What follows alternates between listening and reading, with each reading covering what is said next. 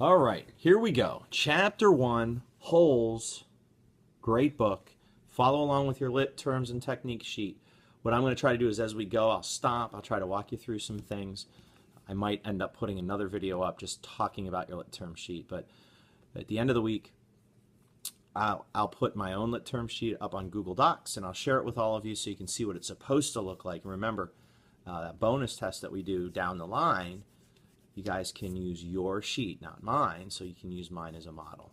I won't do it through the whole book. I'll just do it here and there so you guys know what I'm doing and what I'm looking for. Chapter 1. No titles, just numbers.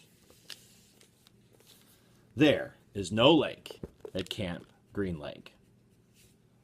So immediately on your lit term sheet, find irony. Put page 3 in small letters, try to match the font, and that's irony. And I'll explain irony in a second, but let's keep reading. I don't want to stop every sentence. All right. There's no lake at Camp Green Lake. There once was a very large lake here, the largest lake in Texas. That was over 100 years ago. Now, it's just a dry, flat wasteland. There used to be a town of Green Lake as well. The town shriveled and dried up, along with the lake and the people who live there. During the summer, the daytime temperature hovers around 95 degrees in the shade, if you can find any shade. There's not much shade in a big, dry lake. The only trees are 2 old oaks on the eastern edge of the lake. A hammock is stretched between the 2 trees, and a log cabin stands behind that. The campers are forbidden to lie in the hammock. It belongs to the warden. The warden owns the shade. Hyperbole. Page 3. The warden owns the shade. She doesn't really own the shade. All of that is setting, time and place. So again, page 3, it's a bunch of setting. Camp Green Lake, and it's describing Camp Green Lake. You have to think about the when, though, for that one. Out on the lake, rattlesnakes and scorpions find shade under rocks and in the holes dug by the campers. Here's a good rule to remember about rattlesnakes and scorpions. If you don't bother them, they won't bother you. Usually. Being bitten by a scorpion or even a rattlesnake is not the worst thing that can happen to you. You won't die. Usually. Sometimes a camper will try to be bitten by a scorpion or even a small rattlesnake. Then he'll get to spend a day or 2 recovering in his tent instead of having to dig a hole out on the lake. But you don't want to be bitten by a yellow spotted lizard. That's the worst thing that can happen to you. You will die a slow and painful death. Always. If you get bitten by a yellow spotted lizard, you might as well go into the shade of the oak trees and lie in the hammock. There is nothing anyone can do to you anymore. So I wonder why they're talking about getting bit by a yellow spotted lizard in the first chapter of a book when we don't even know the characters yet.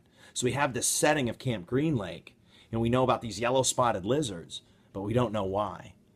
Whenever I see something like that in a book, and I'm thinking to myself, why would they put that in here? I immediately go to foreshadowing and I put it down.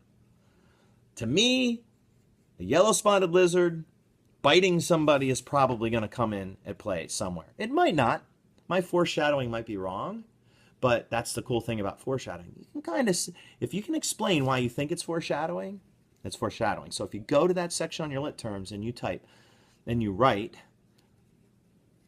foreshadowing page 3 and 4 yellow spotted lizard, eventually it may come true, eventually it may not.